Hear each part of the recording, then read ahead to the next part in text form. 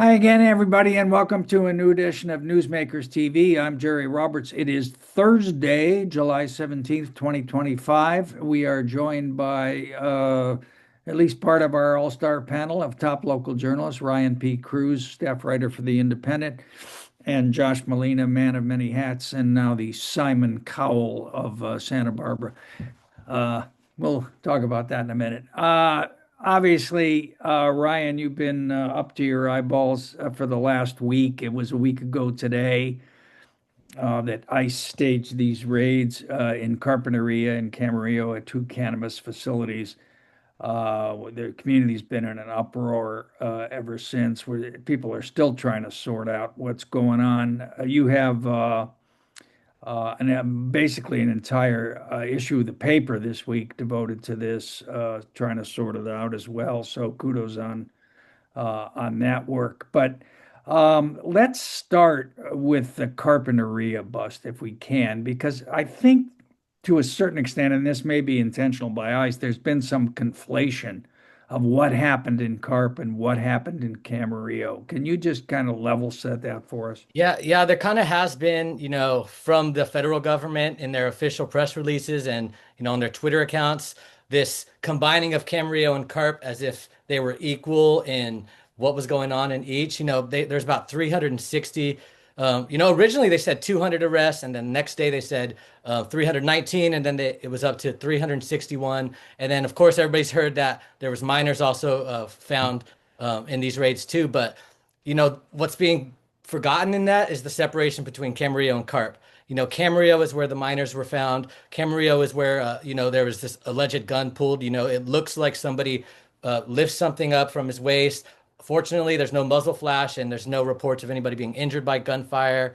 But, the national media and federal government have run with that and kind of said, child labor, there's connections to the cartel, you hear on Fox News, and it's just very strange to see that and then know on the ground here with people that were there in Carpinteria, it's very different. It wasn't violence and it being portrayed as such. And you see days after the fact, they have a press release about Salud Carbajal, who they say doxed an agent, and they show the agent's bloody hand, a couple days later, and saying that he was targeted by a violent mob. And it was very different in Carpinteria than it was in Camarillo. And in fact, there's no children found in Carpinteria's raid.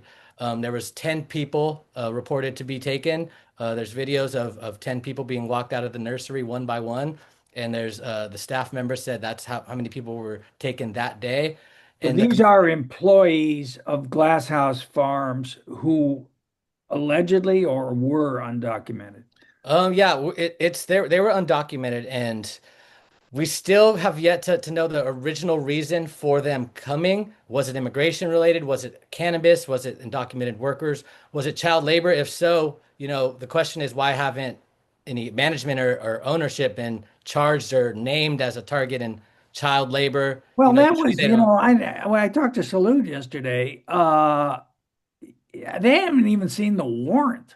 I mean, nobody Yeah, knows what the predicate was for why they were there, or if it was in fact an immigration raid. exactly. And it kind of seems like the federal government has, after the fact, started to nail down their narrative and say, now we're looking into allegations of child labor and human trafficking. But, as normally when you see people being rescued in a human trafficking or child labor racket, you see the bosses get targeted, the bosses get taken out in handcuffs. You don't see the workers, the children being paraded out. And I think the photo of these agents in their vests and masks sitting with these teenagers who, yes, they were working. Yes, they should probably not have been working there, and it should be investigated. But the way that it's been portrayed and, the way that they've been paraded and made to pose for this picture, it was kind of, it just gave me a weird feeling in my stomach. Well, I mean, I think that's the point. The cruelty is the point,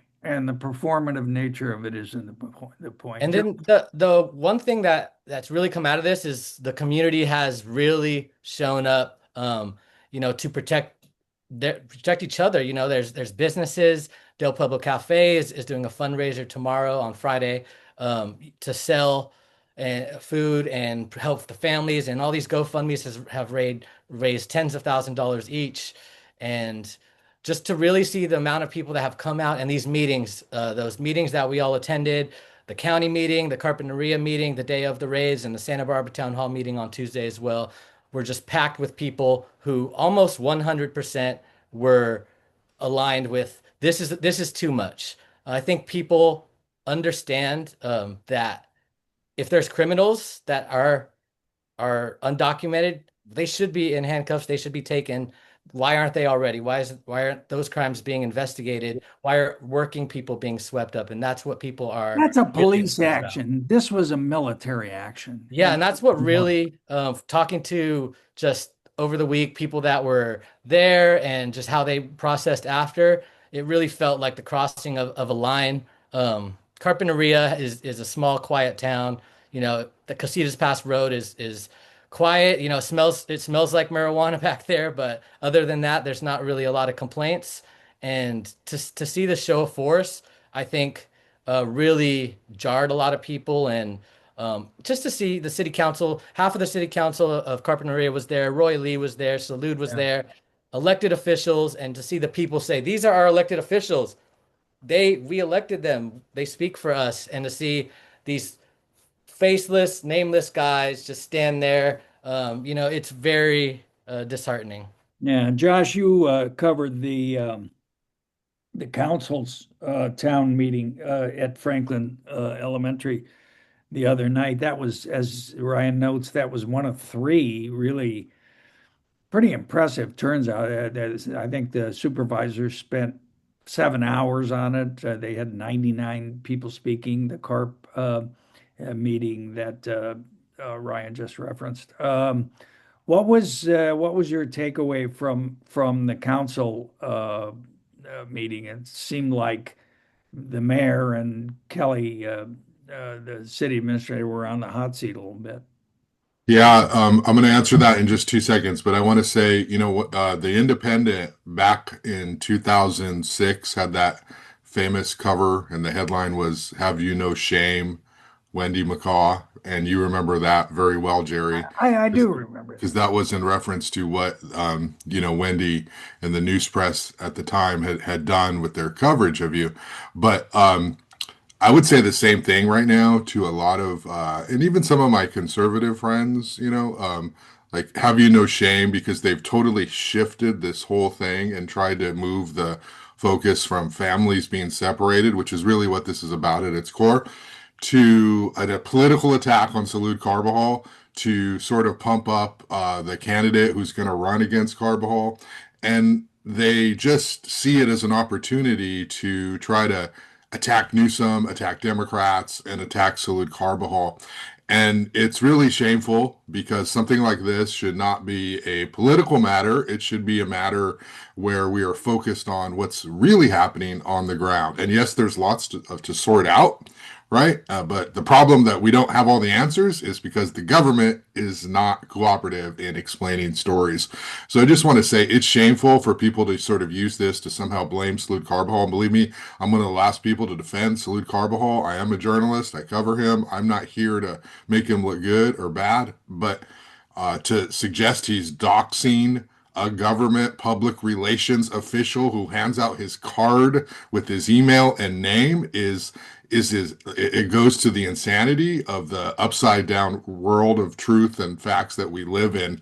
And I'm surprised because people in the community are just like talking about Carbajal doxing as opposed to what the Independent has written about with the mom taken away from her kids and the oldest son having to take care of their kids. That's far more important than who's going to challenge Salud in the next congressional race. And that's very frustrating for me to see.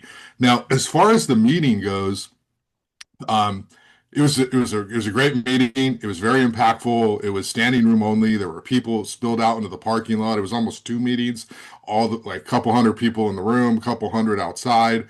and it was a council meeting, but it was run town hall style. So what that meant was it was very little discussion. There was like an intro from the police chief, Kelly McAdoo, city administrator, very little from Mayor Randy Rouse, and then public comment, right? And then eventually the council members did talk toward the end. I mean, I would say the highlight of that was the emotion, the fear that was expressed by the members of the public who are saying, why are we having to police our neighborhoods? Why are we having to go on social media and point out what they believe are ICE vehicles in neighborhoods? Because this is the job of law enforcement. And why is law enforcement saying we don't get involved in immigration matters, but shouldn't they be involved in people who are patrolling neighborhoods without license plates, with tinted windows, not identifying themselves and stalking people in the community? And so they were saying it's not enough to say we don't cooperate with immigration authorities. You have to actually protect us. And so that's what they were saying. And there was a lot of emotion there. The meeting was great. It was really productive. I think everyone heard. Toward the end, there was a little bit of frustration, which tends to happen with large crowds and long meetings. And so, yes, Police Chief Kelly Gordon did take a few critical comments. At the beginning, she said, "I don't understand what you feel, but I will do my best to try to understand." And then later, she said, "I understand what you feel," and so people jumped on that. I thought Kelly Gordon did a great job, actually. I thought she was very open, kind, she was empathetic, she was trying to understand. But the bottom line is that there's always going to be mistrust of law enforcement, and there's always going to be questions about whether they are really what they tell you they are doing. And so some of those emotions were raised in the meeting. Essentially, the police chief said, we're here to protect you. We do not cooperate. We don't get a heads up. If somebody calls us, we will respond. And if we're there at a scene, people might think we're there because we're trying to enforce, but we're there trying to figure it out. And generally, the public was okay with that, but there were a few who were saying, well, that's not enough. We want you to actually be proactive. Go on Instagram like the rest of the community and find out where they are and show up and stop them. Yeah, Ryan, I want to ask you about that, but just to build on Josh's point, I thought, there's sort of the best moment we've seen of Roy Lee so far in his term in office. This colloquy he had with the sheriff. Are you going to protect me if somebody kidnaps me? Well, you're not. You're not really. I mean, Yeah, and it's and there's it's. I mean, the cops and the sheriffs are really in the middle here. yeah, and there's this feeling in the community of helplessness. Usually you can call the sheriff's office, you can call the police department, and know that they're going to investigate, they're going to see, they're going to have your back and look into it. Now it's like, well, we can call you, but if it's these masked men that we see everywhere with the vests and the jeans and their hats and sunglasses, and we think they're ICE, then it's like this game of, oh, we can't touch. Uh, there's hot lava. We can't go over there. We don't even want to be seen next to them because people are going to think SBPD is with them. And it's this, hokey pokey of they don't want to get involved, but the community is begging them to do something to make it feel like, there's a lot of words of we're not helping ICE. We are with the community, but there's not a lot of action. And to the credit of oops. You there? Yeah, sorry, can you hear me? Yeah. I Yeah. can't see you guys at all. But to the credit of the supervisors, they have taken the beginnings of action and kind of demanding that somebody from ICE has to come and answer. Now, we've seen that in the congressional level, and we haven't seen anybody really answer some hard questions. So remains to be seen what happens. And also, having this supporting the ACLU lawsuits and joining this law of wanting ICE officers to identify themselves, I think that's a big thing that we need to do here. But yeah, And there's a little bit more government response now.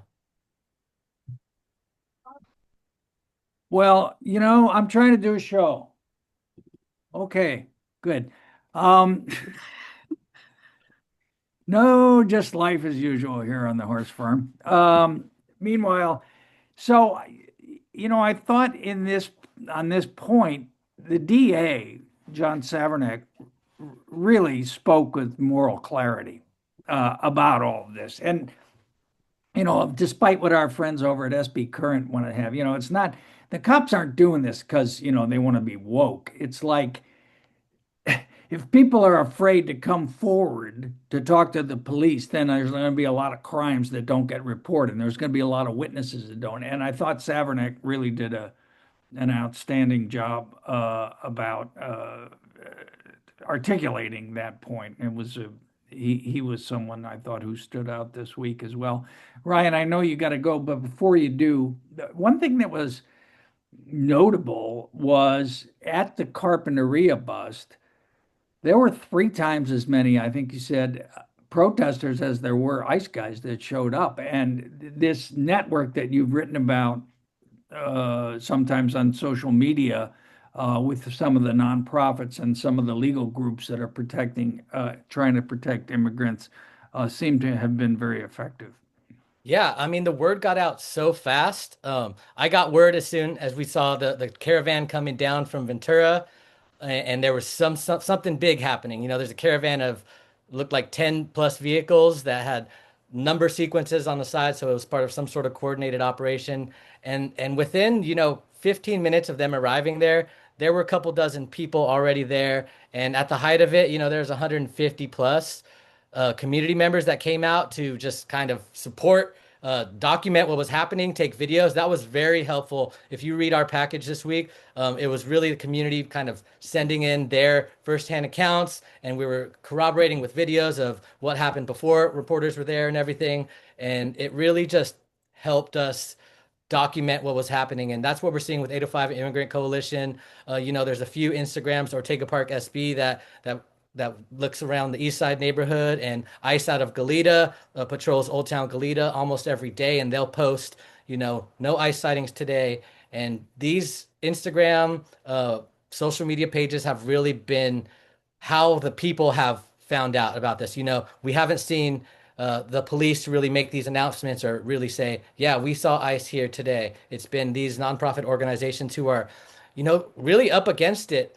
805 and DocuFund has raised in their emergency fund $100,000, but ICE just got 170 billion and 30 billion specifically to enforcement operations. So they're really up against it's David and Goliath situation. So if as much as you can, donate to these causes, check out these GoFundMe pages, and talk to the people in your community. I know we all get lost about social media, and we see the comments, and we see Fox News and Twitter and TikTok, and there's all these narratives about what's going on, but you need to trust the people in your community, and trust the people that are there, your local representatives that are speaking out for you right now. That's another good thing we've seen almost across the line. Greg Hart, Laura Capps, Roy Lee, name it, Salute, Monique, Kristen, all of them speak out Kristen, and support. Wendy, Kristen Sneddon, Oscar, Wendy, yeah, Oscar have really done a great job on Don't and social forget media. Randy. Megan. Don't And forget Megan Megan really Harmon, stepped up. Terry. I don't know why you're leaving her out. Well, We've no, seen the government I want to get respond. to why you put Um, Megan in that story and not Kristen, Josh. But that Well, I have a very good answer for that, Jerry. all all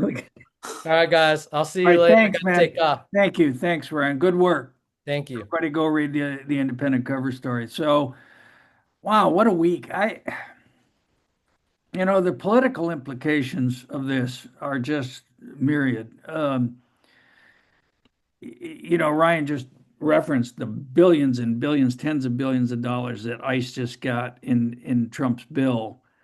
And that's the big picture, what's going on here. I mean, people are scared, people are intimidated. That's the point.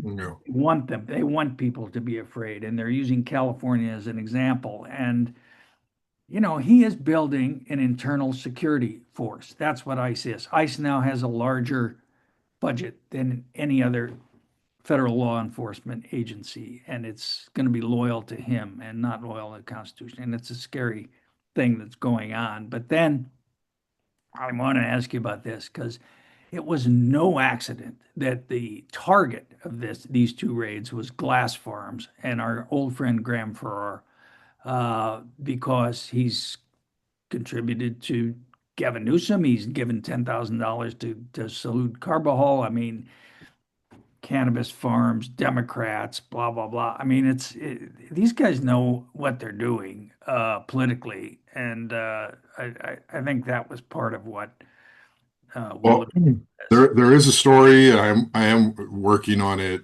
about glasshouse farms. I mean, there it's undeniable. There is a story as to what is happening, who is this company, and what have they been doing, and there's a lot there. So I think as we focus first on the families torn apart and the trauma of what has happened in Camarillo and Carp, there needs to be some light on Glasshouse Farms and its business practices. And I think that is something that is coming. And so we don't know, right? We do know allegedly there's 2 warrants, right, for these places. Why?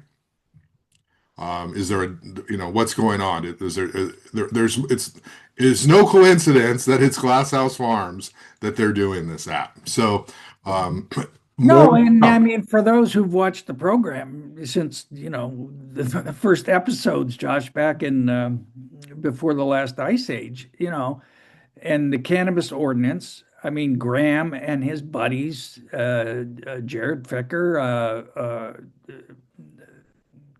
other lobbyists, bless their souls, now passed, were in that room with Das Williams running this thing. I mean, and from the start, it's there's been this sort of rot of soft corruption around the whole thing, and he's been in the middle of it. And you're right. I mean, they've kicked a rock over here, and it's going to be interesting to see what they find underneath it. Who when you were I know he's not in office anymore, but I haven't seen Doss Williams make any kind of statement about Graham and Glasshouse specifically. Doss still is a public official. He is still a government employee. He still, works for 3CE.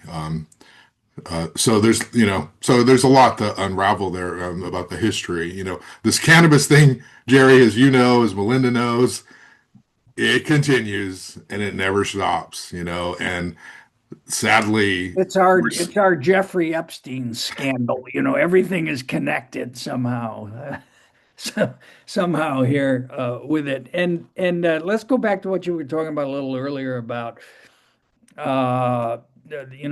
people trying to take political advantage of the whole situation. And you mentioned, somebody that's going to run against Salude. We both talked to Salude this week and have interviews up with him, but I didn't really get into that with him. But what's going on there? well, there is an effort to, attack Salud. You mentioned the SB Current. You mentioned sort of the local conservatives. Salud has received money from these organizations, from Glasshouse Farms and Graham, et cetera, et cetera. And so Salud already has an opponent. His name escapes me right now. I am going to attempt to interview him. Smith, isn't his name Smith? Smith, Bob Smith, correct. Yes. He already has a campaign going. And, it makes sense if you're running against Salud, you're going to do whatever you can to try to carve out a little bit of space there. But it's unfortunate that, and I haven't talked to Bob specifically, but the other people around Well, him, he's it's got a piece of unfortunate. the SB Current today, and Josh, I read the SB Current, so you don't have to.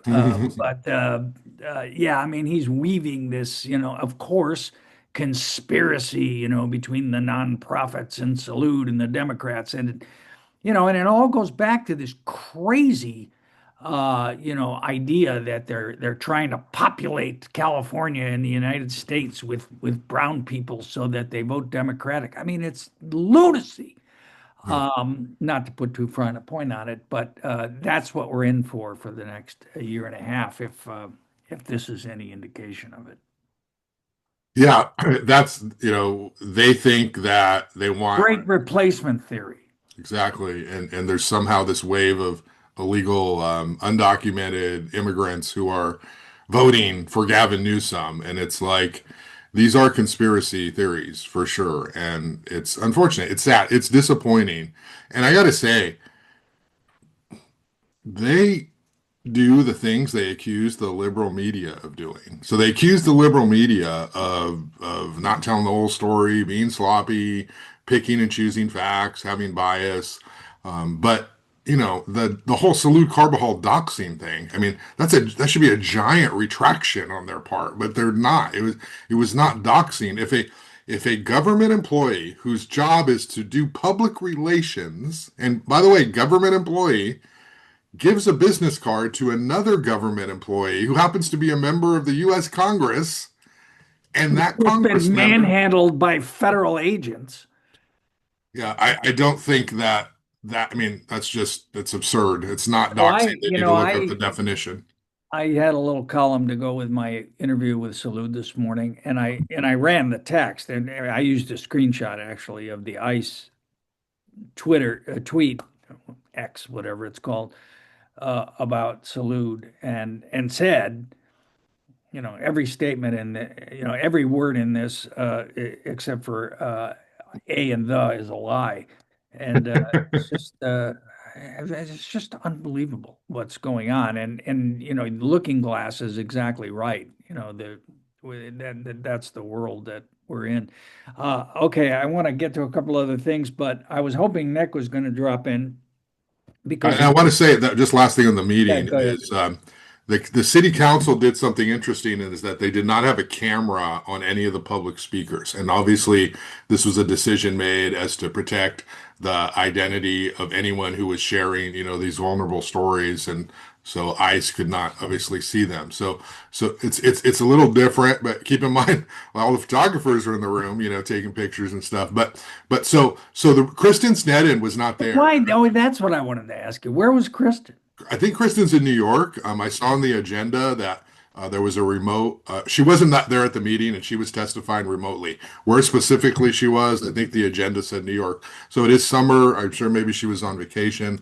Maybe she's on a trip, work related with her school. But I don't know. She was not there. And so she was testifying remotely. And as a practical matter, like just the people in the room are going to get more attention from the journalists than the people who are zooming in. And the fact that it got kind of awkward because the council wasn't going to speak, and then they decided to speak, and then they had to speak from the actual lectern where the public speaks. And so it was kind of dramatic that they stood up, and instead of them being on this like pedestal, this dais, they were actually in the same place the public commenters were and facing the crowd because they turned the mic around. So that's why I quoted Megan, because Megan Harmon gave this like really good speech about how she's a lawyer, she took an oath, but really for her this is about her God, what's moral, what's right, and what she believes is most important, which is to clothe the cold, feed the hungry, etc. So that was why I quoted Megan. It does say that in the Old Testament and the New Testament. Yeah, it does Yeah. mention. So that was kind of a dramatic moment that, and Eric Friedman, he got booed a little bit. I mean, it was a tense moment. Eric got booed. What did Eric get booed for? Well, because this crowd is hungry for answers. Okay, they're not necessarily there for political speeches, and so Eric was sort of he talked about his recent heart attack. He talked about how he felt God saved him, and he said that you know he's going to work to help these people. So he drew a link between his personal story, which was very sad, and we're all happy that he recovered, but it was not the timing or the Wasn't, yeah, place. not the right. And so it was tough. And Kelly Gordon got booed, and McAdoo got booed, and Randy got booed. Jordan kept his comments very brief. They kind of interrupted Megan Harmon at first too, and she turned them with her speech. So it was very dramatic in that sense, at the meeting. Well, hey, it's just the two of us, so I think we can descend into some total political hackery for just a moment, which Yeah. is when I first saw and I think we all did, we all got a text or an email from Kristen that this thing was in the works. And then Randy landed a piece in the Independent, an op-ed about it on the day before this happened. And I was sort of thinking, is this the Kristen Sneddon for mayor coming out, meeting, and Randy's trying to preempt it, or I mean, Am I overthinking this? Is there less mayoral politics going on here than I seem to think? Well, I mean, that's a tough one because I can hear Councilmember Sneddon's voice in my ear telling me, don't say that, Josh. So, Councilmember Sneddon is running for mayor. She's perfectly poised to become the next mayor. If she runs a good campaign, it's there for her to take. Okay. Um, she's vocal, right? She's an advocate. She's been out there on rent control, rent stabilization. She's been out there on all of these issues. So I'm sure whether she was running for mayor or not, she would still be out there at the front with these issues. However, I do think because she is running for mayor, this is only going to help her and her campaign. And Randy, I Well, say and Randy needs, everything she does now gets seen through that lens, of course. yeah, but I do believe she genuinely cares about these things, whether she was running for mayor or not. I got to give a little advice to Randy. Again, he doesn't listen to me, but it's Randy. You have to change and adjust in the moment. It's like being a great athlete. You're Patrick Mahomes. You don't play the same game every time, right? Who are you playing? You got to read what's going on. And Randy is over here at this meeting telling the audience not to clap. Now, typically you do that at a council meeting because yeah, there's a lot on agenda and they try to keep, a certain level of decorum. But this is a town hall forum, Randy. Let them cheer, let them clap, let them boo, let them be who they want to be because they don't have this opportunity every Tuesday like you do. And so Randy just does not help himself when he's like, keep it down. We have a long agenda, blah, blah, blah, a lot of speakers. Like, Randy, let it go. Just listen to them. It's okay. So, yes, these things are going on. I would say if you took a poll right now, majority of people interested in this topic, which is a lot of people, Kristen Sneddon is their person, not Randy at Well, this it was point. interesting. I mean, the other interesting, and we can close on this because it's just, how many angels dance in the head of a pin. But the other interesting thing was that Kristen did this in alliance with Wendy Santa Maria and Oscar Gutierrez. And so we kind of know how that one's going to go, Yeah. just in terms of endorsements, I think, going forward. All right. Well, I was hoping Nick would come because I wanted to, and I know you're not covering the Sable Oil story, but his story about Joan Hartman no longer has to recuse herself from the, and so I went back and I found the original 2017 letter that she received from the FPPC about whether she needed to. Well, we're breaking news here, huh, Jerry? Okay. Yeah, and I just, I mean, I just read it for a second if you'll indulge me for one moment because she never had to recuse herself. I mean, it's this is conclusion. Notwithstanding property approximately 50 feet from a company's underground oil pipelines, Supervisor Hartman is not prohibited from taking part in the decisions in question, either under the act, and it goes on. It says the effect of a decision concerning repair or maintenance of the pipeline is not material under applicable conflict regulation. This is dated April 27th, 2016. So Yeah. she says, oh, well, some guy from the county council's office told me I should. Anyway, apparently that's what she told Nick, she said. But I think there's a lot of people over on the fourth floor who are not very happy with Joan Hartman, St. Joan, right now about this whole issue because you remember they ended up with a 2-2 vote about the key Sable question that's Yeah. before the council. Now they're in court being sued by Sable. And now she says I can vote now. All Yeah, right. now she can vote now. And I think it's because she voted on the onshore uh, uh, the resolution to ban onshore drilling as well. So I think she got caught there. Um, Well, but I she know. had a tough race. She was going to run in the new district where oil used to be determinative. And, I just think that this was much more political than policy focused. So I'm a little Well, I disappointed haven't in talked to St. Joan. Joan. I am working on this story because I know that you Oh, have the good. document, and it's kind of there's a little bit out there right now because of what happened in their closed session vote this week. So I don't want to say too much because I need to talk to her and find out like why she said she couldn't vote when this document says she could, and if something happened in the middle. But we do know that she, wanted to get reelected, and if there was some benefit to not taking a stand on this issue during her political campaign, and now that she's not going to run again and she's been elected, well, maybe, there's a change in her mind here and how she's proceeding. But this is what people don't like about elected officials, when they can do the sort of like timeline and say, wait a minute, you've been saying this, but this says this. This is exactly. So it'd be interesting to see how this is explained. Yeah. No, it's just all right. So in your other, you have many hats, as I often mention, and in your role as chief talent spotter of Santa Barbara, uh, you interviewed a young woman named Naomi Jane. This way, who is that? Who is Naomi Jane?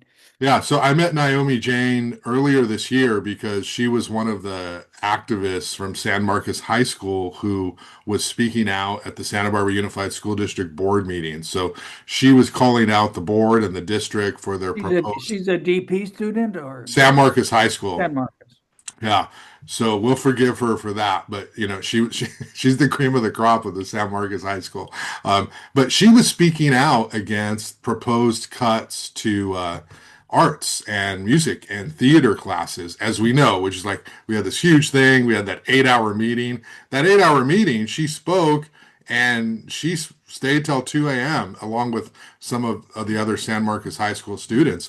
And so I was like, wow, it's cool, young activism, right? And then she had introduced herself as Santa Barbara Teen Star. So she had won the Santa Barbara Teen Star, which is like a local American Idol competition, I believe in February of this year.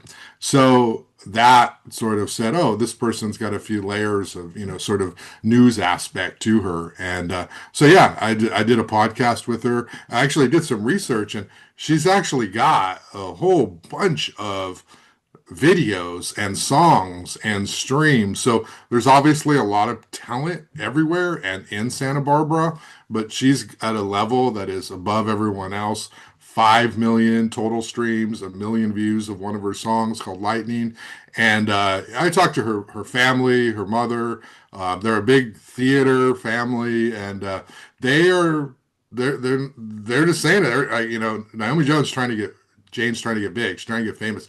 That is her goal. She's trying to make it big. It's sort of that or nothing else, at least at this point in time. So I did a podcast with her. She sang some songs, and she's pretty big deal. Of course, we've had like Katy Perry, and we've had other local people come out of Well, I was going to say she's got the Santa Barbara Talks bump going for her now. I mean, I don't know how much more big time she could really aspire to be after that. I mean, it's Yeah, a yeah. I mean, she's got my she Instagram. could She's get got on Santa. newsmakers, possibly, I suppose, sometime. But I mean, other than that, I just told her, when she's winning her first Grammy, just like don't ignore me if she sees me on the street. yeah, remember the little people, who help you. And that's what we say to our friend Lily down in breaking all the stories down at KTLA now as They well. always start here, right?